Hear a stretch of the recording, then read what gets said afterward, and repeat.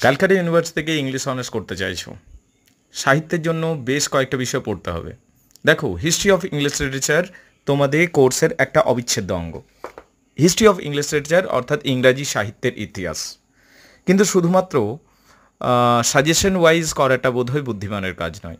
Suggestion তো করতেই হবে, কিন্তু সম্পূর্ণভাবে এবং সামগ্রিকভাবে বিষয়টাকে বুঝে নিতে হবে প্রথমে।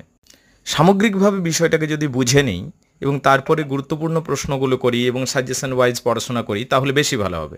এই রুল অ্যান্ড স্টোরি চ্যানেল থেকে তুমি অনেক হেল্প পেতে পারো। ইংলিশ অনার্স যদি করছো, ইংরাজির প্রতি ভালোবাসা তো নিশ্চয়ই আছে, তাই তুমি ইংলিশ অনার্স নিয়েছো। সাহিত্য, সাহিত্যের ইতিহাস, বিভিন্ন কবিতা, গল্প, নাটক, প্রোজোডি, রিটোরিক জানতে হবে। তবে কয়েকটি বিষয় আমি বলবো নিজের তরফ থেকে তোমাকে প্রস্তুতি নিতে হবে।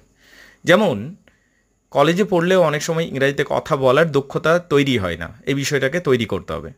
গ্রামারটাকে ফান্ডামেন্টালি স্ট্রং করতে হবে, বাক্যের গঠন ঠিকঠাক রাখতে হবে এবং ইংলিশ অনার্সের যে পড়াশোনা কোর্স রয়েছে সেটাকে ভালো করে শিখতে হবে। তুমি চাইলে আমাদের